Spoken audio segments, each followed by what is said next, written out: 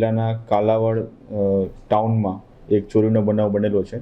જે બનાવની વિગત એ મુજબ છે કે જે મેઇન બજારમાં આવેલી મંગલમ જ્વેલર્સ નામની દુકાન છે, એ દુકાનમાં બપોરના તારીખ 28/7ના બપોરના આશરે 11:30 વાગ્યાની આસપાસ મહિલા ગ્રાહક તરીકે આવી અને તેમાં જે ડિસ્પ્લેમાં કાચના ડિસ્પ્લેમાં રહેલા અલગ અલગ પ્લાસ્ટિકના ડબ્બાઓ, જેમાં સોના ચાંદીના ઘરેણાઓ અલગ રાખતા હોય છે લોકો, એ ડબ્બાઓ પૈકીના અમુક 3થી 4 જેટલા ડબ્બાઓ ચોરી, જેમાં કુલ સોનું જેનું 79.3 ગ્રામ, જેની આશરે કિંમત 5,93,854 રૂપિયા થતી હતી. આ સોનાના દાગીનાઓની ચોરી કરવામાં આવેલી હતી, જે બાબતની ફરિયાદ કાલાવડ ટાઉન પોલીસ સ્ટેશનમાં ભારતીય ન્યાય સંહિતાની કલમ 303(2), 305A અને 54 મુજબની દાખલ કરવામાં આવેલી હતી.